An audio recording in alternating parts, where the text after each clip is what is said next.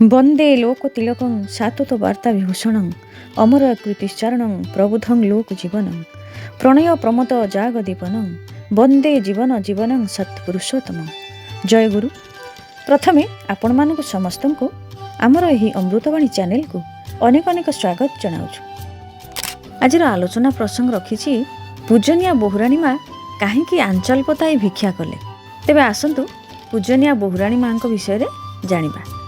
दिने नाटमंडप रे श्री श्री आचार्य देव बसी सेतेबेले तांको पाखरे बहुराणी माँ मध्य थिले। जड़े माँ आसी दुई जन को प्रणाम करी टिके पाखकु आड़े जाई छिड़ा होई रहिले। माटी तांको मुंडरे गोटे हाते लंबार ओढ़णी टाणी थांती। बहुराणी माँ कहिले, तुमे एते लंबार ओढ़णी काहींकी देइछ? ओढ़णीटा आउ टिके उपरकू टेकी छोट करी अल्प ओढ़णी दियो। तुमको तो बाट देखा जाऊ नथिबो। केतेबेले शाढ़ी रे छंदुरी होई मुह माड़ी पड़ीजिवो।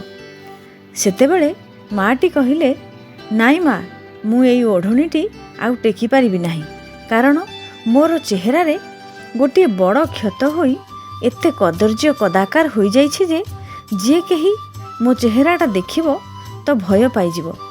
तेणु ओढ़णीटी मु लंबा करी टाणी मोर मुहटी को ढांकी रखिछि। बहुराणी माँ कहिले, ताहले सेटा को चिकित्सा करुन, चिकित्सा कले तो भल होई जिवो।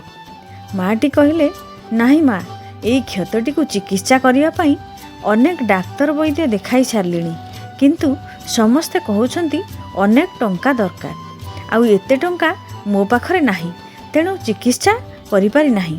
सेतेबेले सेई माटीर कथा सुनी बहुराणी माँ निजे निजर आंचलटी को पताई देई कहिले जे मोर किछि भिक्षार प्रयोजन अछि, आपण माने केही देई परिबे? सेतेबेले बहुराणी माँकर कथा सुनी अबिंदादा तांकर घड़ी भांगी जहा संचय करथिले सबु आनी बहुराणी माँक आंचल रे देई देले। तापरे बहुराणी माँ आउ थरे जो माने सेठारे उपस्थित थिले समस्तंकु आंचल पताई कहिले, आपण माने मते किछि भिक्षा देई परिबे? मु भिक्षा करूची, मोर भिक्षार प्रयोजन। सेतेबेले प्राय समस्ते किछि किछि अर्थ बहुराणी माँ को आंचल रे देले। तापरे सेही समस्त अर्थ को बहुराणी माँ सेही माटी को देई देले।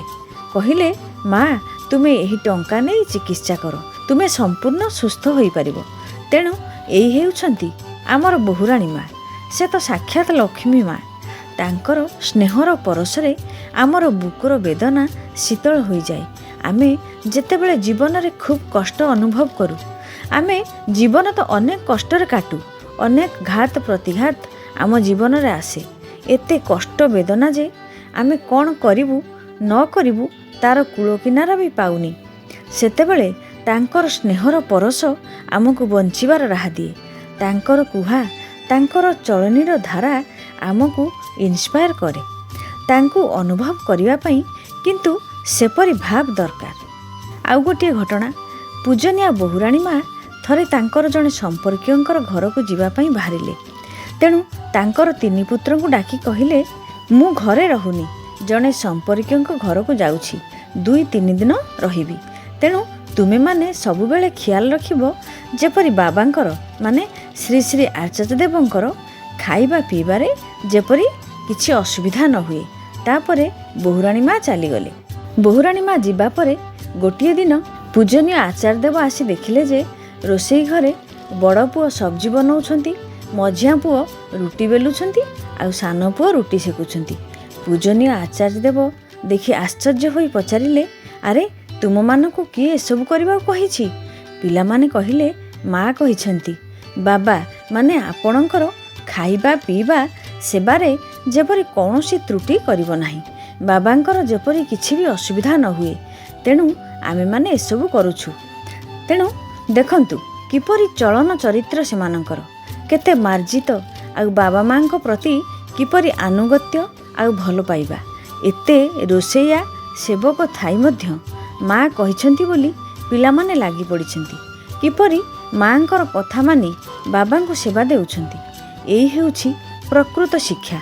आचार्य परंपरा एही भावे शिक्षा देई चलीछि जे किपरि भावे मिलिमिशि किपरि भावे ମାଙ୍କର ଆଦେଶ ପାଳନ କରି କିପରି ପିତାଙ୍କର ସେବା କରିବାକୁ ହୁଏ। ଆମମାନଙ୍କ ପାଇଁ ପ୍ରତ୍ୟେକଙ୍କର ପାଇଁ ଏଇ ଭାବେ ଶିକ୍ଷା ଦେବା। ଆମମାନଙ୍କର ସନ୍ତାନମାନଙ୍କୁ ଆମେ ଏଇ ଶିକ୍ଷାଟା ଦେଇପାରିବା। ସେବା ଭଲ ପାଇବା ଦେଇ ଯେପରି ଭଲ ପାଇବାର ବନ୍ଧନରେ ସମସ୍ତଙ୍କୁ ଆବଦ୍ଧ କରିଦେଇପାରୁ। ଆଜିର ଆଲୋଚନାଟିକୁ ଏଇଠି ରଖୁଛି। ଶେଷରେ ସମସ୍ତଙ୍କର ପଞ୍ଚ ମହାବିଧ ଜୀବନର ମଙ୍ଗଳ କାମନା କରି ରହୁଛି। ଜୟ ଗୁରୁ।